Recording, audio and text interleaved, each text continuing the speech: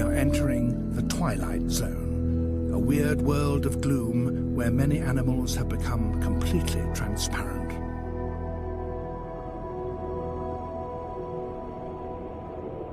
In this twilight, an animal needs to see, and yet, as far as possible, must avoid being seen.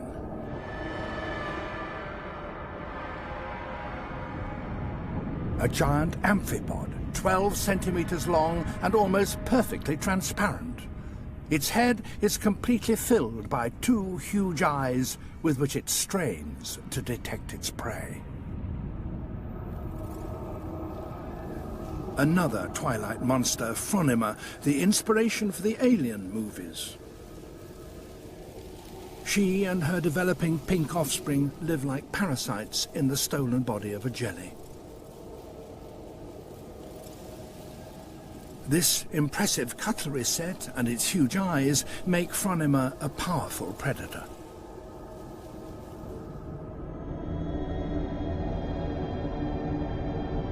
Even really complex animals have become transparent in the twilight zone.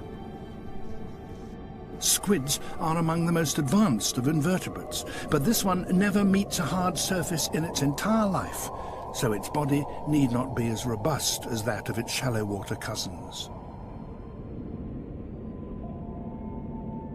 There's a rich variety of jellies that live nowhere else but in the deep sea.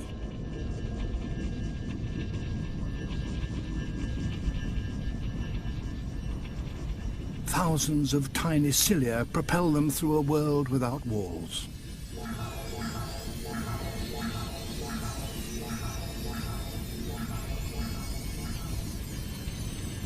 Invisible in the gloom, they grope blindly for their prey.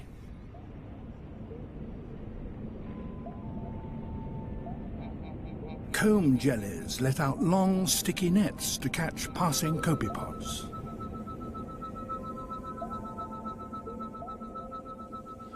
But the most extensive death trap is set by siphonophores.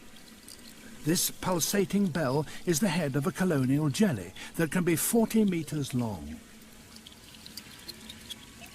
Millions of tiny stinging cells drifting through the sea.